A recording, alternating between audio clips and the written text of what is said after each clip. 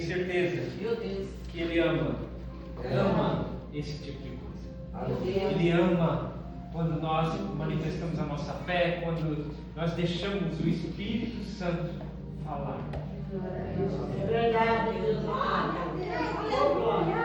Eu queria compartilhar com os irmãos hoje uma palavra que eu acho poderosíssima, libertadora, que, assim como toda a palavra de Deus, ela tem, essa aqui em especial, o poder de mudar as nossas mentes, de nos libertar de muitas coisas. E o texto é a carta de Paulo aos Colossenses. Eu passei o dia tentando resumir isso aqui, mas é tão denso, é tão cheio de ensino, é tão cheio do Espírito Santo isso aqui, que quase não tem como resumir esse texto. Eu estou usando a Bíblia na Nova Tradução na linguagem de hoje. Não é uma das melhores traduções, mas é a que tem a linguagem mais fácil para a gente entender, por isso eu escolhi essa. A comparei com todas as outras e tem alguns comentários, mas é bênção. Eu quero usar essa hoje pela simplicidade da linguagem que ela traz. E começa assim, ó. Paulo dirige essa carta aos Colossenses e ele diz assim, lá no verso 9, metade do verso 9, ele diz assim, ó: pedimos a Deus que encha vocês com conhecimento da sua vontade e com toda a sabedoria e compreensão que o Espírito de Deus dá. Desse modo, vocês poderão viver como o Senhor quer e fazer sempre o que agrada a Ele. Vocês vão fazer todo tipo de boas ações e também vão conhecer a Deus cada vez mais. Olha a oração de Paulo. Quando ele ora sobre os Colossenses, ele diz: eu quero que Deus encha vocês com conhecimento, com o conhecimento do Espírito Santo, para que vocês conheçam cada vez mais a Deus e possam viver a vontade dele. É uma coisa que a gente tem dificuldade, geralmente, de fazer, que é viver a vontade de Deus, irmãos. E Paulo, ele vai dar para os Colossenses aqui vários conselhos de como se faz isso, vários ensinamentos. E ele começa assim, ó, verso 12: agradeçam com alegria ao Pai que os tornou capazes de participar daquilo que Ele guardou no reino da luz para o seu povo.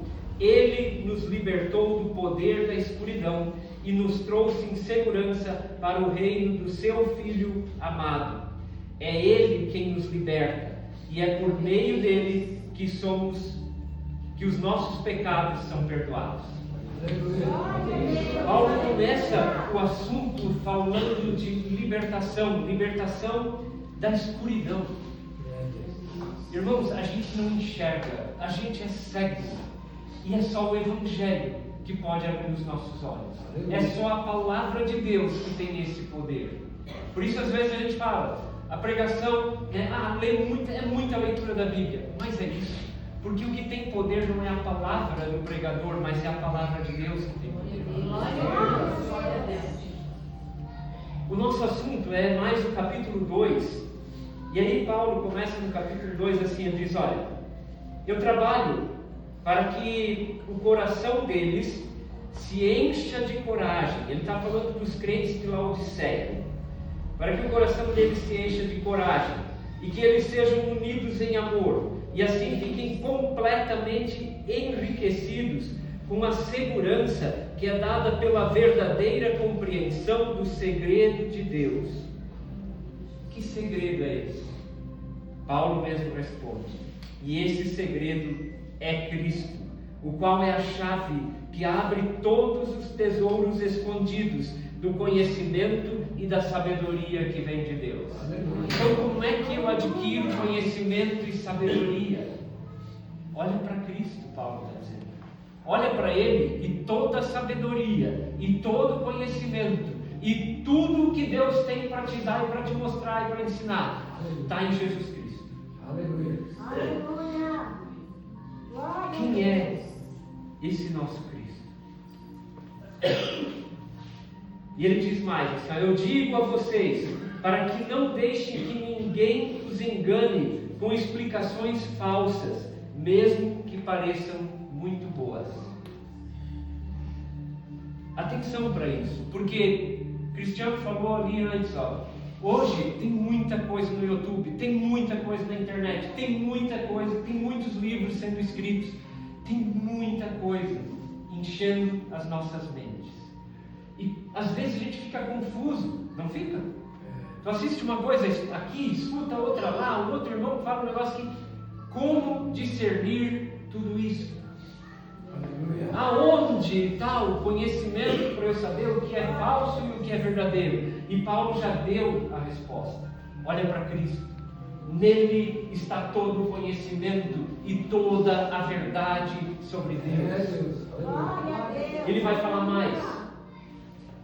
Ele diz assim, portanto, já que vocês aceitaram Cristo Jesus como Senhor, vivam unidos com Ele, estejam enraizados nele, construam a sua vida sobre Ele e se tornem mais fortes na fé, como foi ensinado a vocês.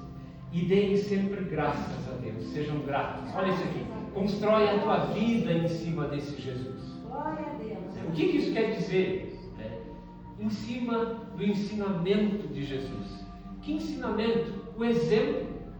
Olha para a vida de Jesus. Sempre que tu tiver dúvida sobre algo que tu ouviu, ou algo que tu vai fazer, ou algo que tu está pensando, para onde a gente olha, quem é a nossa referência?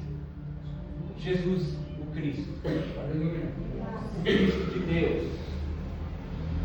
Ele diz assim, verso 8: tenham cuidado para que ninguém os torne escravos por meio de argumentos sem valor que vêm da sabedoria humana. Nós não combinamos isso, né, Cristiano? Você falou de se tornar escravo, né, de coisas que não vêm de Deus, de coisa que não é sabedoria de Deus. Presta atenção. Argumentos sem valor que vêm da sabedoria humana. Essas coisas vêm dos ensinamentos de criaturas humanas e dos espíritos que dominam esse mundo, e não de Cristo. Pois em Cristo, como ser humano, está presente toda a natureza de Deus. E por estarem unidos com Cristo, vocês também têm essa natureza. Presta atenção nisso aqui. Em Cristo está presente, eu vou repetir, em Cristo está presente toda a natureza de Deus. Tudo o que Deus é, tudo o que Deus pensa, tudo o que Deus quer, está manifesto em Jesus Cristo. Aleluia. E olha o que Paulo diz: e vocês, nós, também temos essa natureza, se nós andamos unidos em Cristo. Se nós andamos em Cristo, nós temos a natureza de quem? De Deus. Percebe? E olha o que ele vai dizer já em seguida. Deixa eu fazer uma pergunta para vocês antes. Quem aqui tem medo ou se assusta com o diabo, com os demônios, com macumba, com feitiçaria? Vocês têm medo disso? Olha o que Paulo fala. Jesus. Pois em Cristo, vou repetir, como ser humano está presente toda a natureza de Deus. E por estarem unidos com Cristo, vocês também têm essa natureza. Ele domina todos os poderes e autoridades espirituais. Ouviram isso? Você entende? Paulo está explicando aqui o porquê você, eu, porquê nós temos poder e não precisamos temer o diabo e ter medo dos demônios. Porque a natureza de Deus, se eu ando em Cristo, a natureza de Deus está em mim. E Cristo domina sobre todos os poderes e autoridades espirituais. Aleluia. Glória a Deus. Por estarem, verso 11, por estarem unidos com Cristo, vocês foram circuncidados, não com a circuncisão que é feita no corpo, mas com a circuncisão feita por Cristo, pela qual somos libertados do poder da natureza pecadora. Que circuncisão é essa que Cristo fez? Qual é a marca que Ele colocou em você? Qual é a marca que Ele colocou em mim? O Espírito Santo. Aleluia. O Espírito Santo mora aqui. Ele é a marca que Cristo colocou em mim.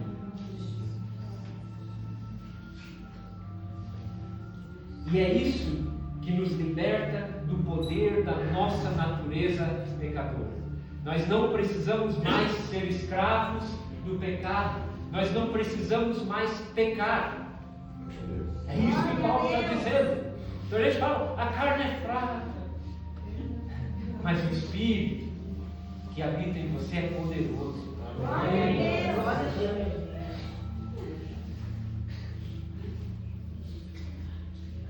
Pois quando vocês foram batizados, foram sepultados com Cristo, e no batismo também foram ressuscitados com Ele, por meio da fé que vocês têm no grande poder de Deus. O mesmo Deus que ressuscitou Cristo.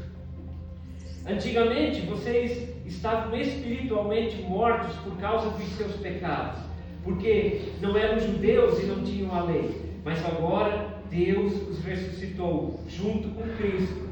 Deus perdoou os nossos pecados. Ele anulou a conta da nossa dívida com os seus regulamentos que nós éramos obrigados a cumprir. Não há mais dívida. Paulo está dizendo aqui que o Senhor anulou a conta da nossa dívida. Aleluia. Ele acabou com essa conta pregando ela na cruz. Querido, talvez você não se acha bom o suficiente para louvar. Talvez tu não te acha bom o suficiente para vir na ceia. Talvez você não acha que seja bom o suficiente para servir a Deus. Talvez tu queiras ainda te libertar de algum vício para poder servir a Deus.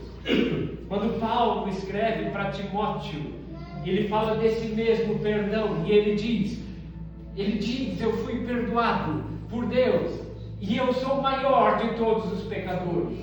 Quando ele escreve para Timóteo. Mas pela graça de Deus, eu recebi o perdão e eu posso servir. Aleluia.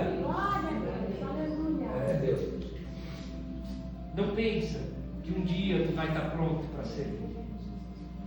Creia na graça, creia no perdão e comece a servir. Que enquanto tu serve, enquanto tu trabalha, o Senhor vai te curando. Ele vai te curando das tuas enfermidades.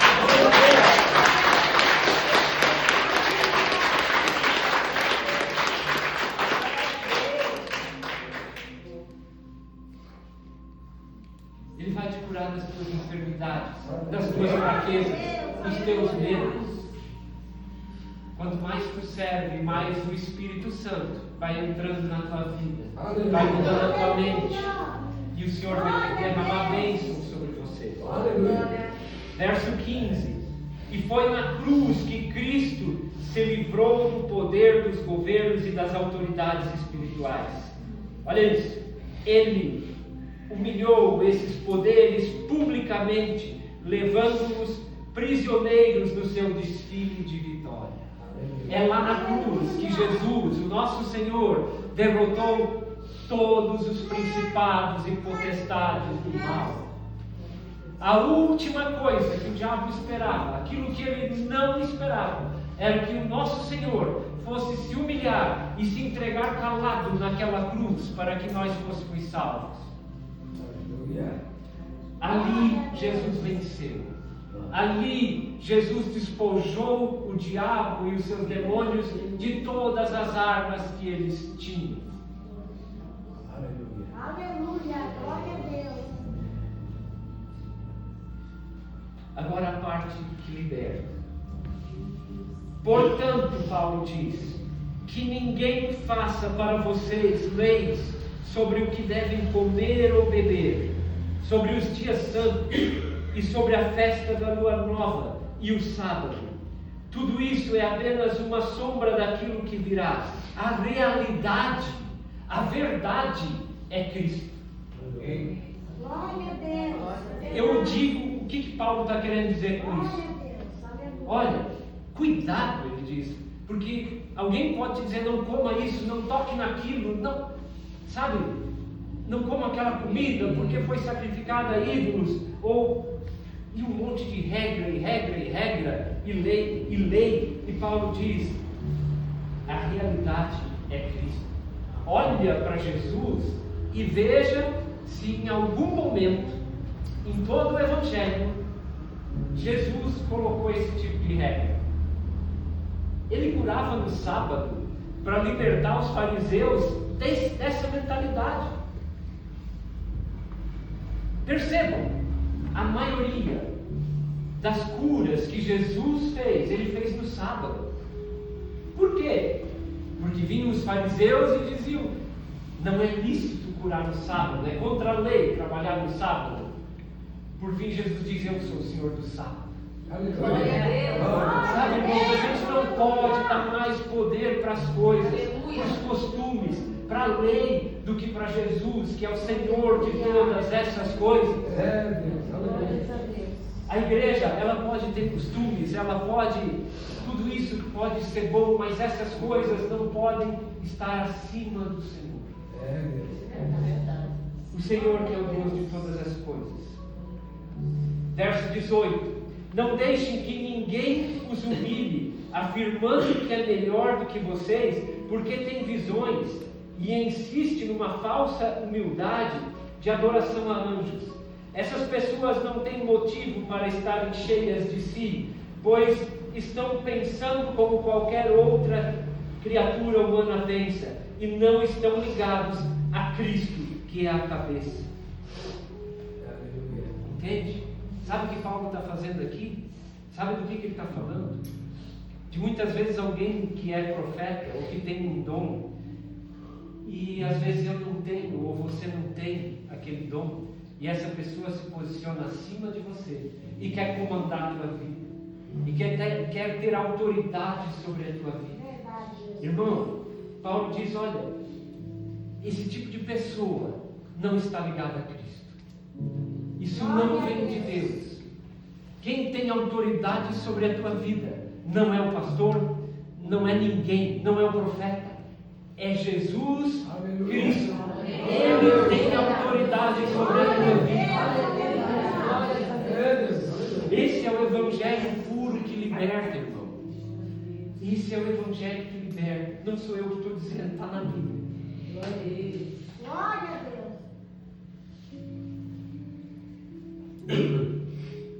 Vocês morreram com Cristo e por isso estão livres dos espíritos maus que dominam esse mundo.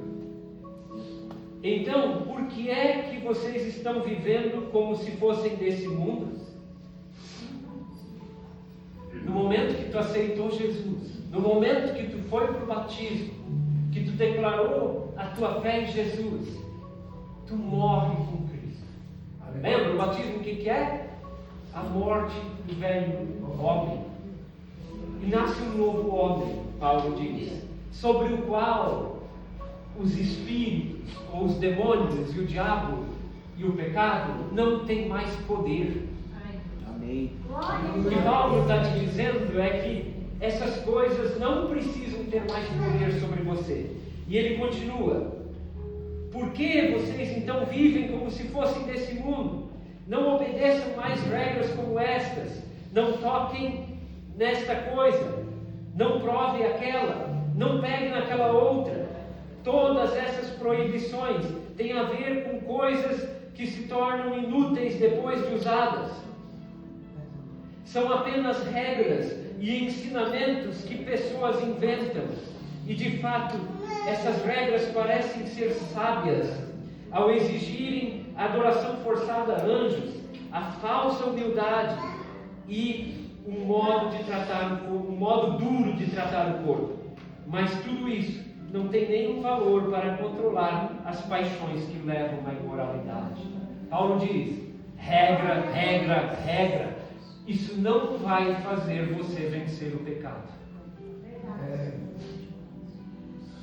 Quando ele escreve para Timóteo sobre esse tema, ele é mais ousado. Deixa eu te ler o que Paulo escreve para Timóteo. E a gente vai ver o quanto que essas coisas podem se tornar graves se a gente depositar confiança nisso. Carta de Paulo a Timóteo, capítulo 4, verso 1. O Espírito de Deus diz claramente que nos últimos tempos alguns abandonarão a fé. Eles darão atenção a espíritos enganadores e a ensinamentos que vêm de demônios. Que tristeza, gente. E a gente vê a igreja naufragando nesse tipo de coisa. Quando ele fala para Timóteo, Paulo diz: isso é demoníaco, porque só tem um que tem poder para te salvar, só tem um que tem poder sobre a tua vida, e isso não vem de esforço nenhum, isso não é mérito teu, é Cristo, é pela graça, gente. Glória a Deus. Esses ensinamentos são espalhados por pessoas hipócritas e mentirosas, pessoas cuja a consciência está morta, como se tivesse sido queimada com ferro em brasa. Essas pessoas ensinam o que é errado casar, que é errado comer certos alimentos, mas Deus criou esses alimentos para que aqueles que creem e conhecem a verdade os comam depois de terem feito uma oração de agradecimento. Glória a Deus. Tudo o que Deus criou é bom. É muito claro isso. Glória a Deus. E portanto, nada deve ser rejeitado. Que tudo seja recebido como uma oração de agradecimento, porque a palavra de Deus e a oração tornam todos os alimentos aceitáveis a Deus. E todas as coisas. Deus é o Criador de todas as coisas. Jesus é o Criador de todas as coisas. Então o que Paulo está nos ensinando aqui é: para de dar poder para essas coisas. Quando ele escreve para os Coríntios, para o povo, para a igreja de Corinto, sobre alimentos sacrificados a ídolos, a gente fez isso no estudo bíblico. Paulo é muito claro, ele diz: olha, se tu acha que isso vai te fazer mal, não coma, porque vai fazer mesmo. Sabe por quê? Porque você está dando poder para alguma coisa que não tem, e esse pecado se chama idolatria. Quando eu dou poder para alguma coisa que não é o Senhor Jesus, é idolatria. Ninguém pode vencê-lo.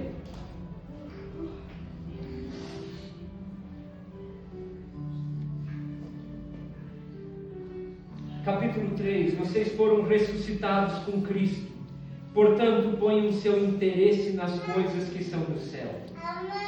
Cristo está sentado do lado direito de Deus.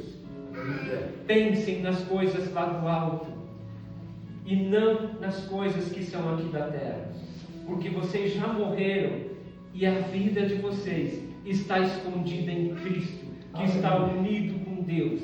Cristo é a verdadeira vida de vocês, e quando Ele aparecer, ou quando Ele voltar, vocês aparecerão com Ele e tomarão parte na sua glória.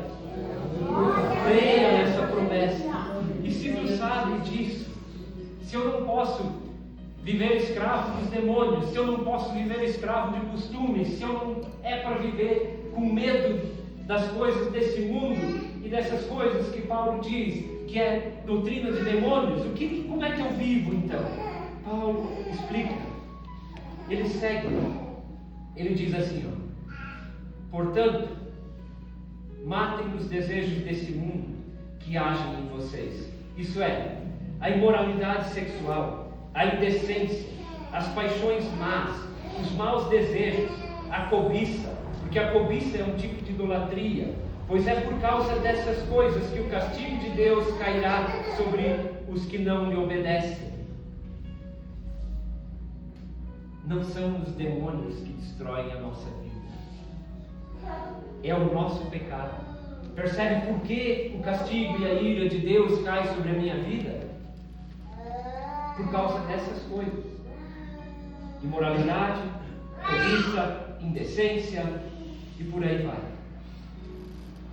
Antigamente a vida de vocês era dominada por esses desejos e vocês viviam de acordo com eles. Mas agora, livrem-se de tudo isso, da raiva, da paixão e dos sentimentos de ódio.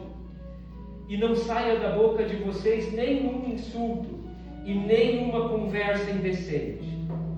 Olha, ele fala que livrem-se das paixões e dos sentimentos de ódio. Paixão é algo pelo que você sofre, que não é Jesus Cristo. Sentimento de ódio, né? Quantas vezes a gente se incendeia contra um irmão?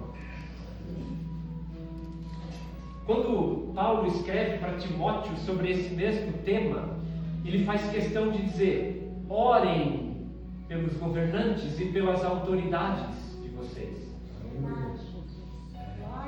E a gente pensa: eu oro. Irmãos,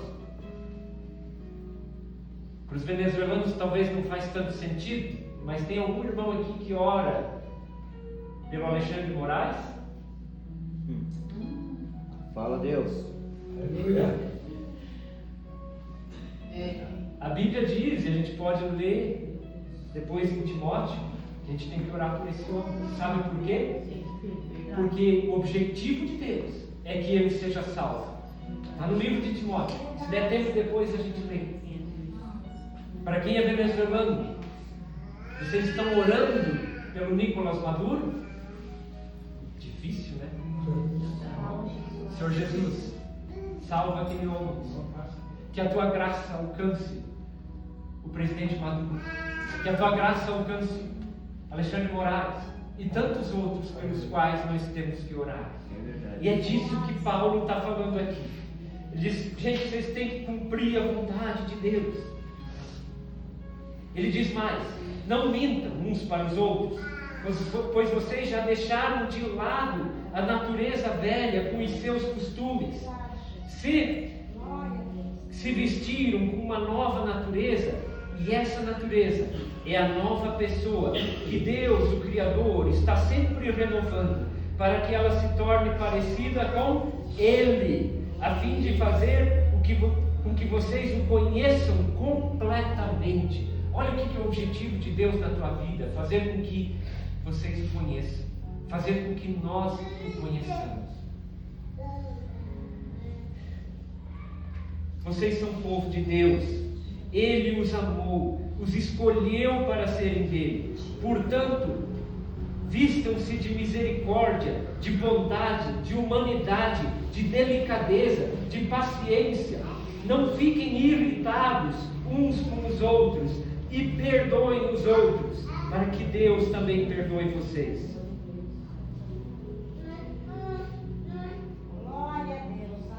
O texto é Timóteo 2:24, onde depois vocês confiram em casa, onde Paulo diz para nós orarmos pelas autoridades. Eu tinha anotado aqui no rodapé.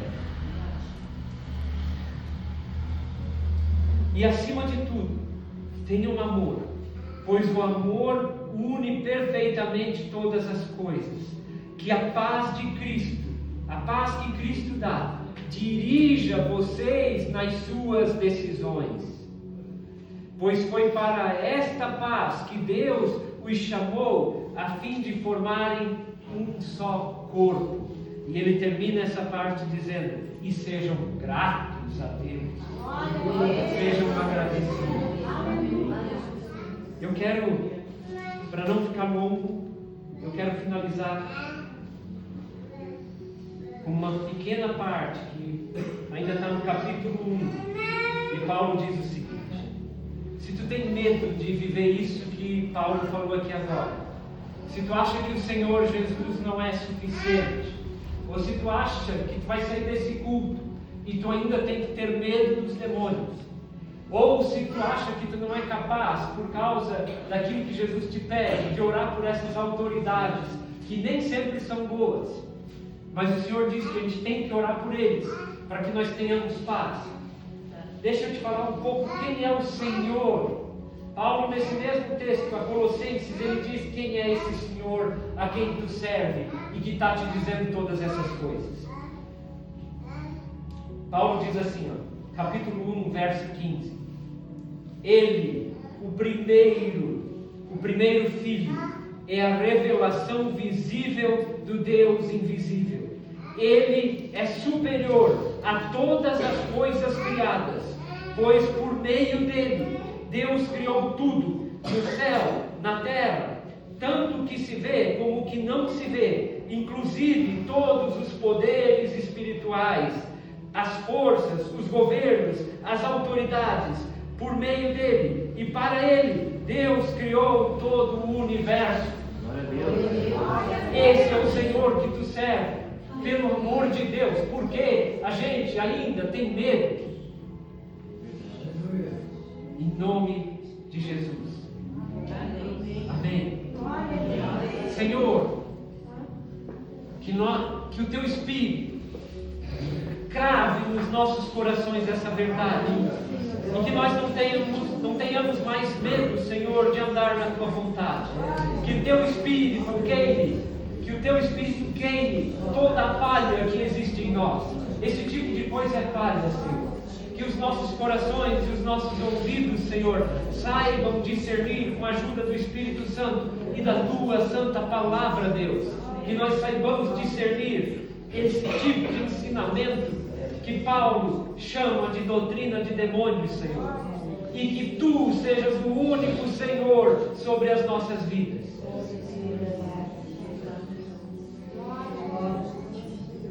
Tu és Senhor sobre as nossas vidas. Que Deus abençoe e guarde cada um de nós. Em nome de Jesus. Amém.